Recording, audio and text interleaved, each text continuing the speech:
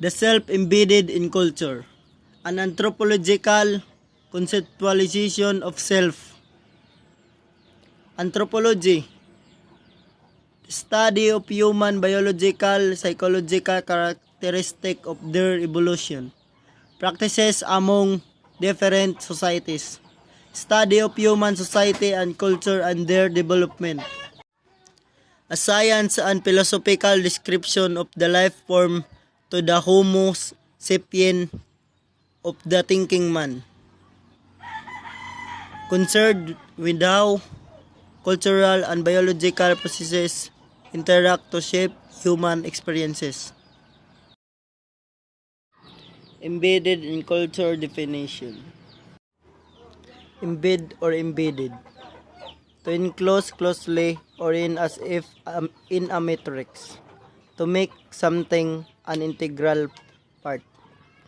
Culture, a system of human behavior and thought referring to a complex whole which includes the following and other capabilities acquired by a man as a member of society: knowledge, belief, arts, morals, law, custom.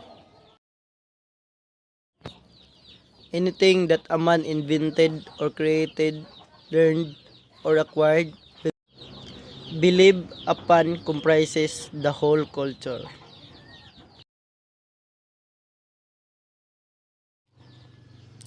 Main aim of contemporary anthropology. The idea of culture as living extension of the human self. The culture is the authentic indicator of intelligence and human experience that makes a man. Example of culture: marriage, respect for elders, paying taxes, mode of dressing, burials.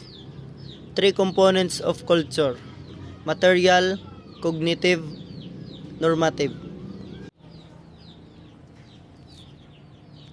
Material component: all tangible materials that are inherited from previous generations. Most obvious component of culture because of its physical nature. Example of material component: use ballpen, wearing of barong Tagalog, wearing of jeans, emails. Culture is learned. Human cultural learning depends on the uniquely developed human capacity to use symbols. Symbols, signs that have no necessary or nature connection to the things they signify or stand for.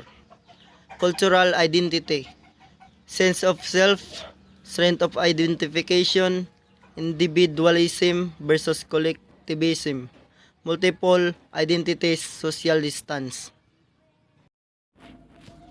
Is culture integrated? Holistic perspective understands culture as a system of interrelated parts. Functionalism holds that cultural institutions serve the needs of individuals in society. Cultural change, innovation, a new variation on an existing cultural patterns that is subsequently accepted by other members of the society.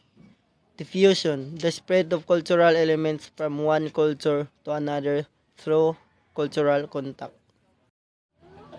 And that would be all for this report. This is Carl B. Gitanes, MFT first year, the self-embedded in culture.